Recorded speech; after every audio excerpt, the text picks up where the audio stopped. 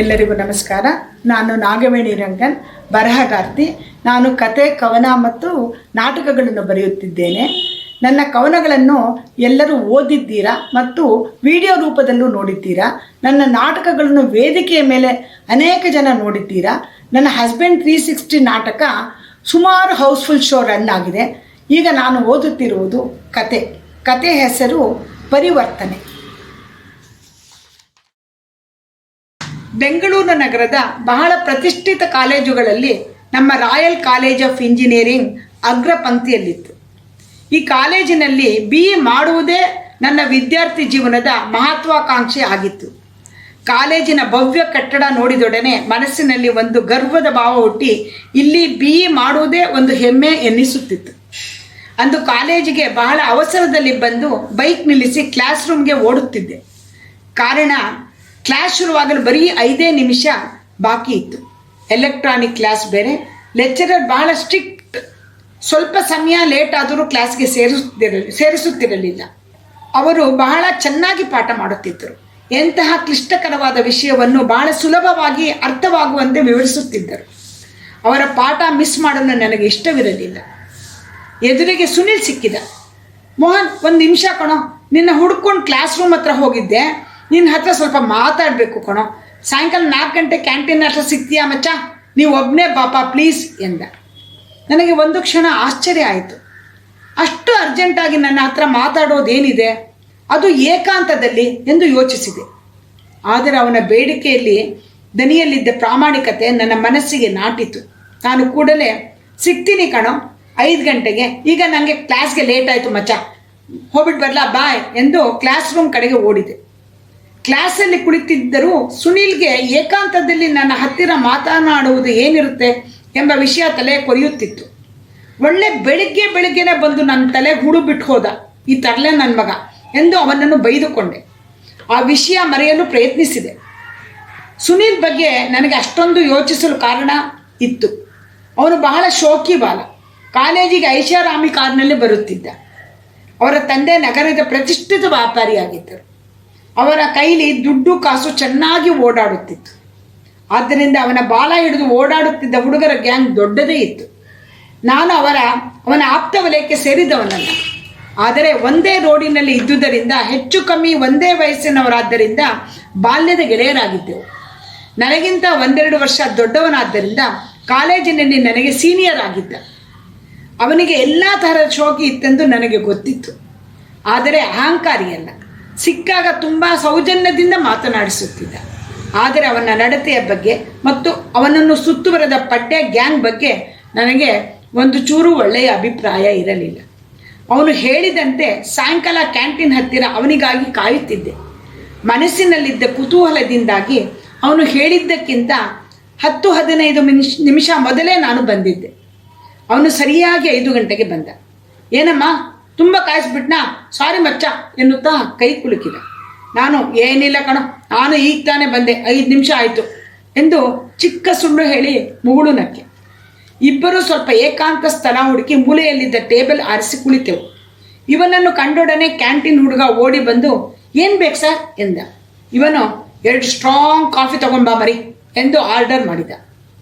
ನಾವು ಕಾಫಿ ಕುಡಿಯುತ್ತಾ, ಏನಮ್ಮ ಮೋನಿ, ಏನು ಸಮಾಚಾರ? ನಿಮ್ಮಪ್ಪ ಅಮ್ಮ ಎಲ್ಲ ಹುಷಾರಾಗಿದ್ದಾರಾ ಎಂದು ಭುಜದ ಮೇಲೆ ಕೈ ಹಾಕಿ ಆಪ್ತವಾಗಿ ಕೇಳಿದ. ನನಗೆ ಯಾಕೋ ಅವನು ವಿಷಯ ಹೇಳಲು ಪೀಠಿಕೆ ಹಾಕುತ್ತಿದ್ದಾನೆ ಎನ್ನಿಸಿತು. ಎಲ್ಲ ಹುಷಾರಾಗಿದ್ದಾರೆ ಕಣೋ. ಅದೇನೋ ಮಾತಾಡಬೇಕು ಅಂತಿಲ್ಲ, ಏನು ಎಂದೆ. ಇನ್ನೂ ಕುತೂಹಲ ತಡೆಯಲು ನನ್ನಿಂದ ಆಗಲಿಲ್ಲ. ಹೇಳ್ತೀನಿ, ಏನಷ್ಟು ಅರ್ಜೆಂಟಾ? ಎಲ್ಲಿಗೆ ಹೋಗಬೇಕು ಎಂದ ತಮಾಷೆಯ ದನಿಯಲ್ಲಿ. ಅರ್ಜೆಂಟ್ ಏನಿಲ್ಲ, ಕ್ಯೂರಿಯಾಸಿಟಿ ಎಂದೇ ಸ್ವಲ್ಪ ತಣ್ಣನೆಯ ದನಿಯಲ್ಲಿ. ನಿನ್ನ ತಂಗಿ ಏನು ಓದ್ತಾ ಇದ್ದಾಳಮ್ಮ? ಎಷ್ಟು ಬೆಳೆದ್ಬಿಟ್ಟಿದ್ದಾರೆ, ಗುರ್ತೇ ಸಿಗಲಿಲ್ಲ, ತುಂಬ ದಿನ ಆಗಿತ್ತು ನೋಡಿ. ನನಗೆ ಅವನು ನನ್ನ ತಂಗಿಯ ವಿಷಯ ಮಾತನಾಡಿದ್ದು ಏಕೋ ಅಷ್ಟು ಇಷ್ಟವಾಗಲಿಲ್ಲ. ಫೈನಲ್ ಇಯರ್ BSc ಓದ್ತಾ ಇದ್ದಾಳಪ್ಪ. ಯಾಕೆ? ಸ್ವಲ್ಪ ಅಸಹನೆ ದನಿಯಲ್ಲಿ ಇಣುಕಿತು. ಯಾಕೂ ಇಲ್ಲ, ಹಾಗೆ ಸುಮ್ಮನೆ ಕೇಳಿದೆ ಕಣ. ನನಗೆ ಅವಳು ಇಷ್ಟ ಆಗಿದ್ದಾಳೆ, ನಾನು ಅವಳನ್ನು ಮದುವೆ ಆಗಬೇಕು ಅಂತ ಇದ್ದೀನಿ. ಈ ವಿಷಯ ನಿಮ್ಮ ತಂದೆ ತಾಯಿಗೆ ಹೇಳಪ್ಪ. ಮುಂದಿನ ವಾರ ನಮ್ಮ ಪೇರೆಂಟ್ಸ್ ಕರ್ಕೊಂಡು ನಿಮ್ಮ ಮನೆಗೆ ಹುಡುಗಿ ನೋಡೋಕೆ ಬರ್ತೀನಿ ಎಂದು ಗಂಭೀರವಾದ ವಿಷಯವನ್ನು ನೀರು ಕುಡಿದಷ್ಟು ಸಲೀಸಾಗಿ ಹೇಳಿದ. ಅವನು ಹೇಳಿದ್ದು ಕೇಳಿ ಶಾಕ್ ಆಗಿ ನನಗೇನು ಪ್ರತಿಕ್ರಿಯಿಸಬೇಕೋ ತಿಳಿಯಲಿಲ್ಲ. ಒಂದು ರೀತಿಯ ಮಂಕು ನನ್ನನ್ನು ಆವರಿಸಿತು. ನಾನು ಏನು ಮಾತನಾಡದೇ ಇದ್ದದ್ದು ನೋಡಿ, ಯಾಕಮ್ಮ ಸ್ಟನ್ನಾಗಿ ಕೂತ್ಬಿಟ್ಟೆ, ಹುಡುಗಿನ ನೋಡೋಕೆ ಬರೋದು ಬೇಡವಾ ಎಂದ. ನಾನು ಕೂಡಲೇ ಸಾವರಿಸಿಕೊಂಡು, ನಾನು ಮನೇಲಿ ವಿಚಾರಿಸ್ತೀನಪ್ಪ, ಆಮೇಲೆ ಹೇಳ್ತೀನಿ, ಸ್ವಲ್ಪ ಟೈಮ್ ಕೊಡು ಎಂದೆ.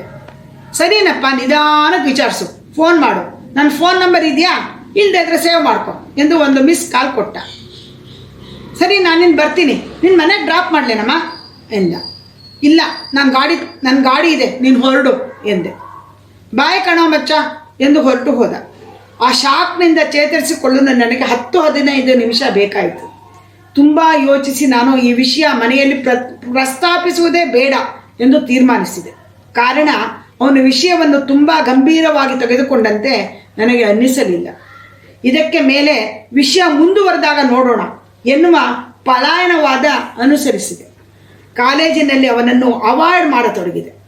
ಈ ಘಟನೆ ಆಗಿ 1 ವಾರಕ್ಕೆ ನಮ್ಮ ತಂದೆ, ನಿನ್ನ ಹತ್ರ ಸ್ವಲ್ಪ ಮಾತಾಡಬೇಕು ಕಣ, ಬಾ ಎಂದು ಹೊರಗೆ ಹೊರಟಿದ್ದ ನನ್ನನ್ನು ಕರೆದು ಕೂರಿಸಿಕೊಂಡರು. ಅಲ್ಲೇ ನಮ್ಮ ತಾಯಿಯೂ ಕುಳಿತಿದ್ದರು. ನಿನ್ನ ಫ್ರೆಂಡ್ ಸುನಿಲ್ ತಂದೆ ನೆನ್ನೆ ಫೋನ್ ಮಾಡಿದರು ಕಣ, ನನ್ನ ಮಗ ನಿಮ್ಮ ಮಗಳನ್ನು ತುಂಬ ಇಷ್ಟಪಟ್ಟಿದ್ದಾನೆ, ನಿಮ್ಮ ಒಪ್ಪಿಗೆ ಇದ್ದರೆ ನಾವು ಬಂದು ಹೆಣ್ಣು ನೋಡೋ ಶಾಸ್ತ್ರ ಮಾಡಿ ನಿಮ್ಮ ಜೊತೆ ಮಾತುಕತೆ ಆಡ್ತೀವಿ ಎಂದರು. ನಾನು ಯಾವುದಕ್ಕೂ ಮನೇಲಿ ಒಮ್ಮೆ ವಿಚಾರಿಸಿ ನಿಮ್ಗೆ ಹೇಳ್ತೀನಪ್ಪ, ನಿಮಗೆ ನಾನೇ ಫೋನ್ ಮಾಡ್ತೀನಿ ಅಂತ ಹೇಳಿದೆ ಎಂದರು. ನಮ್ಮ ತಾಯಿ ಕೂಡಲೇ, ಎಷ್ಟು ದೊಡ್ಡ ಮನುಷ್ಯರು, ಅವರೇ ಹೆಣ್ಣು ಕೇಳ್ಕೊಂಡು ಬಂದಿದ್ದಾರೆ, ಕಂಡು ಕೇಳಿದ ಜನ, ನಮ್ಮ ಜಾತಿನೇ ಬೇರೆ, ಕಣ್ಣು ಮುಚ್ಕೊಂಡು ಹೆಣ್ಣು ಕೊಡೋದೆ ಎಂದು ಗಂಟೆ ಹೊಡೆದಂತೆ ತನ್ನ ಅಭಿಪ್ರಾಯ ಹೇಳಿದರು. ಅದಕ್ಕೆ ನಮ್ಮ ತಂದೆ, ನೀವು ಸುಮ್ಮನಿರೋ ಮೋಹನ್, ನೀನು ಹೇಳು, ಹುಡುಗ ಹೇಗೆ, ನಿಮ್ಮ ಫ್ರೆಂಡ್ ಅಲ್ವಾ, ಎಲ್ಲರಿಗಿಂತ ನಿನಗೆ ಚೆನ್ನಾಗಿ ಗೊತ್ತಿರುತ್ತೆ ಎಂದು ನನ್ನ ಮೇಲೆ ದೊಡ್ಡ ಭಾರವನ್ನೇ ಹೊರಿಸಿದರು. ನನಗೇಕೋ ಮನಸ್ಸಿಗೆ ಸಂದಿಗ್ಧವಾಯಿತು. ಯೋಚಿಸಿ, ಅಪ್ಪ ಅವ್ರ ಹುಡುಗಿ ನೋಡೋಕೆ ಬರಲಿ ಬಿಡು, ಮೀರಾ ಒಪ್ಪದ ಮೇಲೆ ಮುಂದಿನದ್ದು ಯೋಚನೆ ಮಾಡೋಣ, ಅಷ್ಟರಲ್ಲಿ ನಾನು ನನ್ನ ಫ್ರೆಂಡ್ ಸರ್ಕಲಲ್ಲಿ ಆ ಹುಡುಗನ ಬಗ್ಗೆ ಸ್ವಲ್ಪ ವಿಚಾರಿಸಿರ್ತೀನಿ ಎಂದು ಒಂದು ರೀತಿಯ ಪಲಾಯನವಾದ ಸೂತ್ರವನ್ನು ಅನುಸರಿಸಿದೆ. ನೀ ಹೇಳೋದನ್ನು ಸರಿ, ಹುಡುಗ ಹುಡುಗಿ ನೋಡಲಿ, ಇಬ್ಬರೂ ಫೈನಲ್ ಇಯರ್ ಓದ್ತಾ ಇದ್ದಾರೆ, ಎಕ್ಸಾಮ್ ಆದಮೇಲೆ ಏನಿದ್ರು ಮದುವೆ ಮಾತುಕತೆ ಎಂದು ತಮ್ಮ ತೀರ್ಮಾನ ಹೇಳಿದರು. ನಾನು ಸದ್ಯಕ್ಕೆ ಈ ಕಷ್ಟದ ಪರಿಸ್ಥಿತಿಯಿಂದ ಪಾರಾದೆ. ಸುನೀಲ್ ಮನೆಯವರು ಬಂದರು. ಹುಡುಗಿ ನೋಡುವ ಕಾರ್ಯಕ್ರಮ ಸಾಂಗವಾಗಿ ನೆರವೇರಿತು.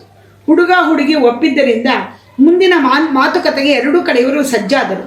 ಈಗ ನನ್ನ ಮನಸ್ಸಿನಲ್ಲಿ ಒಳ್ಳೆಯ ಸಂಘರ್ಷ ಶುರುವಾಯಿತು. ಹುಡುಗನ ಬಗ್ಗೆ ನನಗಿರುವ ಅಭಿಪ್ರಾಯವನ್ನು ಯಾರ ಬಳಿ ಹೇಳುವುದು, ಹೇಗೆ ಹೇಳುವುದು? ಮನೆಯವರೆಲ್ಲ, ಮುಖ್ಯವಾಗಿ ನನ್ನ ತಂಗಿ, ಮದುವೆ ಬಗ್ಗೆ ತುಂಬ ಉತ್ಸಾಹದಲ್ಲಿದ್ದರು. ದೊಡ್ಡ ಮನುಷ್ಯರ ಸಂಬಂಧ, ಹುಡುಗ ವಿದ್ಯಾವಂತ, ನೋಡಲು ಆಕರ್ಷಕವಾಗಿದ್ದ, ಇದಕ್ಕಿಂತ ಇನ್ನೇನು ಬೇಕು ಸಂಬಂಧ ಬೆಳೆಸಲು? ಆದರೆ ಕಾಲೇಜಿನಲ್ಲಿ ನನ್ನ ಕ್ಲೋಸ್ ಫ್ರೆಂಡ್ ಪ್ರಶಾಂತ್, ಏನಮ್ಮ ಆ ಸುನಿಲ್ ನಿನ್ನ ತಂಗಿ ಒಪ್ಪಿದಾನಂತೆ, ಯಾವಾಗ ಮದುವೆ, ಒಳ್ಳೆ ದೊಡ್ಡ ಕುಳಾನೇ ಹಿಡಿದಿದ್ದಾಳೆ ಬಿಡೋ ಅಂದ ವ್ಯಂಗ್ಯವಾಗಿ. ನಾನು ಹುಡುಗ ಹುಡುಗಿ ಒಪ್ಪಿದ್ದಾರೆ, ಇನ್ನು ಏನು ಮಾತುಕತೆ ಆಗಿಲ್ಲ ಕಣೋ ಅಂದೆ ತಣ್ಣನೆಯ ಸ್ವರದಲ್ಲಿ. ಅದಕ್ಕೆ ಪ್ರಶಾಂತ್, ಬರೀ ದುಡ್ಡೇ ಮುಖ್ಯ ಅಲ್ಲಮ್ಮ, ಹುಡುಗಂಗೆ ಒಳ್ಳೆ ಕ್ಯಾರೆಕ್ಟರ್ ಇರಬೇಕು, ಸ್ವಲ್ಪ ಯೋಚನೆ ಮಾಡು, ನಿಮ್ದು ಎಷ್ಟು ಒಳ್ಳೆ ಮನೆತನ, ಏನು ಕತೆ ಎಂದು ಮೊದಲೇ ನನ್ನ ತಲೆಯಲ್ಲಿ ಕೊರೆಯುತ್ತಿದ್ದ ಸುನೀಲ್ ವಿಷಯವನ್ನು ಇನ್ನಷ್ಟು ಕೆದಕಿದ. ನಾನು ಇನ್ನೂ ಟೈಮ್ ಇದೆಯಲ್ಲ, ನಮ್ಮ ತಂದೆ ಹತ್ರ ಮಾತಾಡ್ತೀನಿ ಎಂದು ಅವನಿಗೆ ಸಮಜಾಯಿಷಿ ಕೊಟ್ಟೆ. ನಾನು ಕೂಡಲೇ ಹುಡುಗನ ಬಗ್ಗೆ ನನ್ನ ತಂದೆ ಬಳಿ ಹೇಳುವುದು ಒಳ್ಳೆಯದು, ಎಷ್ಟೇ ಆದರೂ ಇದು ನನ್ನ ತಂಗಿಯ ಜೀವನದ ಪ್ರಶ್ನೆ, ನಾಳೆ ಅವರಿಗೆ ವಿಷಯ ತಿಳಿಸೋಣ ಎಂದು ತೀರ್ಮಾನಿಸಿದೆ. ಅಷ್ಟರಲ್ಲಿ ಸುನೀಲ್ ಫೋನ್ ಬಂತು. ಮೋನಿ, ಇವತ್ತು ಸಾಯಂಕಾಲ 5 ಗಂಟೆ ಕಾಲೇಜ್ ಕ್ಯಾಂಟೀನ್ ಹತ್ರ ಸಿಗ್ತೀಯಾ ಮಚ್ಚ ಎಂದ. ನಾನು ಒಲ್ಲದ ಮನಸ್ಸಿನಿಂದ, ಯಾಕಪ್ಪ, ಏನು ವಿಷಯ ಎಂದೇ ಮೊಟಕಾಗಿ. ನೀ ಸಿಕ್ಕಪ್ಪ ಹೇಳ್ತೀನಿ ಎಂದ ಸುನೀಲ್. ಸರಿ, ಸಿಗ್ತೀನಿ ಎಂದೇ ಒಲ್ಲದ ಮನಸ್ಸಿನಿಂದ. ಯಾಕೋ ಆ ದಿನ ಕಾಲೇಜಿನಲ್ಲಿ ಸರಿಯಾಗಿ ಪಾಠ ಕೇಳಲು ಆಗಲಿಲ್ಲ. ಮನಸ್ಸು ಗೊಂದಲದ ಗೂಡಾಗಿತ್ತು. ಆ ಸುನೀಲ್ ಏನು ಮಾತಾಡ್ಬೋದು, ನಾನು ಅದಕ್ಕೆ ಹೇಗೆ ಉತ್ತರಿಸಬೇಕು ಎಂದು ನನ್ನ ತಲೆಯಲ್ಲಿ ಅದೇ ವಿಷಯ ಕೊರೆಯುತ್ತಿತ್ತು. ನನ್ನ ಸ್ಥಿತಿ ನೋಡಿ ನನ್ನ ಫ್ರೆಂಡ್, ಯಾಕಮ್ಮ ಹುಷಾರಿಲ್ವಾ, ಡಲ್ಲಾಗಿದೆಯಾ ಅಂದ. ಸ್ವಲ್ಪ ತಲೆನೋವು ಕಣೋ, ಬ್ರೇಕ್ನಲ್ಲಿ ಒಂದು ಮಾತ್ರೆ ತೊಗೊಂಡು ಕಾಫಿ ಕೊಡಿದ್ರೆ ಸರಿ ಹೋಗುತ್ತೆ ಬಿಡು ಅಂತ ಹೇಳಿ ನಾನು ಜಾರಿಕೊಂಡೆ. ಸಾಯಂಕಾಲ ಇಬ್ಬರು ಮೀಟ್ ಮಾಡಿದ್ದೀವಿ, ನಾನು ಸುನಿಲ್. ಅವನು ಕಾಫಿ ಆರ್ಡರ್ ಮಾಡಿದ. ನಾನು ನನಗೇನು ಬೇಡ ಎಂದೆ ಸ್ವಲ್ಪ ಬಿಗುವಾಗಿ. ಇರಲಿ ಕುಡಿಯಮ್ಮ, ನನ್ನ ಮೇಲೆ ಕೋಪನ ಎಂದು ನಸುನಗುತ್ತಾ ರೇಗಿಸುವಂತ ಕೇಳಿದ. ಕೋಪನೂ ಇಲ್ಲ, ಏನೂ ಇಲ್ಲ. ನಾನು ಇನ್ನೂ ಸ್ವಲ್ಪ ಬಿಗುವಾಗಿಯೇ ಹೇಳಿದೆ, ಕೋಪ ಮಾಡ್ಕೊಳ್ದೆ ನಿನ್ನ ಹೇಳೋದನ್ನು ಸ್ವಲ್ಪ ನಿಧಾನವಾಗಿ ಕೇಳು. ನಂಗೆ ಗೊತ್ತು ನಿಮಗೆ ನನ್ನ ಬಗ್ಗೆ ಒಳ್ಳೆ ಒಪಿನಿಯನ್ ಇಲ್ಲ ಅಂತ. ನಾನು ಹೇಳೋದು ಕೇಳಿದ್ಮೇಲೆ ನೀನು ನನ್ನ ತಂಗಿನ ಮದುವೆ ಆಗಬಾರ್ದು ಅಂತ ಹೇಳಿದರೆ okay, I will drop the proposal ಎಂದ ನಾನು ಏನೂ ಉತ್ತರಿಸಲಿಲ್ಲ. ಮೋನಿ, ಲಾಸ್ಟ್ ಮಂತ್ ನಾನು ಕಾಲ್ಗಲ್ ಪಿಕಪ್ಗೆ ಹೋದಾಗ ಆ ಜಾಗದಲ್ಲಿ ನಿನ್ನ ತಂಗಿ ನಿಂತಿದ್ಲು ಮಚ್ಚ. ನಿನ್ನ ತಂಗಿ ಈ ಮಾಫಿಯಾದಲ್ಲಿ ಹೇಗೆ ಸಿಕ್ಕಾಕೊಂಡ್ಲು ಅಂತ ನನಗೆ ಶಾಕ್ ಆಯಿತು. ಕಾರಲ್ಲಿ ಕೂತಾಗ ಅವಳು ಸಣ್ಣ ನಡುತ್ತಾ ಇದ್ಲು. ಇದೇ ಫಸ್ಟ್ ಟೈಮಾ ಅಂದಿದ್ದಕ್ಕೆ ಹ್ಞೂ ಅಂದ್ಲು. ಆಗ ಯಾಕೋ ನನಗೆ ನನ್ನ ಬಗ್ಗೆನೇ ಅಸಹ್ಯ ಆಯಿತು ಕಣ. ನಾನು ಒಳ್ಳೆ ಮಾತಾಡಿ ರೆಸಾರ್ಟ್ಗೆ ಕರ್ಕೊಂಡು ಹೋಗಿದ್ಯಾ? ನನ್ನ ದನಿಯಲ್ಲಿ ತುಂಬ ಆತಂಕವಿತ್ತು. ಹೆದರ್ಕೋಬೇಡ ಕಣ, ಅಲ್ಲಿ ಊಟ ಮಾಡಿಸಿ ಸೇಫಾಗಿ ನಿಮ್ಮ ಮನೆ ಹತ್ರ ತಂದುಬಿಟ್ಟೆ. ನನ್ನ ಮದುವೆ ಆಗ್ತೀರಾ ಅಂದಿದ್ದಕ್ಕೆ ಅವಳು ಹ್ಞೂ ಅಂದ್ಲು. ನಮ್ಮ ತಂದೆ ಹತ್ರ ನಾ ಹುಡುಗಿನ ಲವ್ ಮಾಡ್ತಾ ಇದ್ದೀನಿ ಅಂತ ಸುಳ್ಳು ಹೇಳ್ಬಿಟ್ಟು ಈ ಮದುವೆಗೆ ಒಪ್ಸಿದ್ದೀನಿ ಎಂದ. ಅವನ ದನಿಯಲ್ಲಿ ಕಾಳಜಿ ತುಂಬಿದ ಪ್ರಾಮಾಣಿಕತೆ ಇತ್ತು. ನನಗೆ ಆ ಕ್ಷಣ ಸುನೀಲ್ ನಮ್ಮ ಸಂಸಾರದ ಮರ್ಯಾದೆ ಕಾಪಾಡಿದ ದೇವರಂತೆ ಕಂಡ. ಥ್ಯಾಂಕ್ ಯು ಕಣೋ, ಥ್ಯಾಂಕ್ ಯು ವೆರಿ ಮಚ್ ಮಚ್ಚ ಎಂದು ಎರಡೂ ಕೈಯಿಂದ ಅವನ ಕೈಯನ್ನು ಗಟ್ಟಿಯಾಗಿ ಹಿಡಿದೆ. ನನ್ನ ಕಣ್ಣು ತುಂಬಿ ಬಂದಿತ್ತು.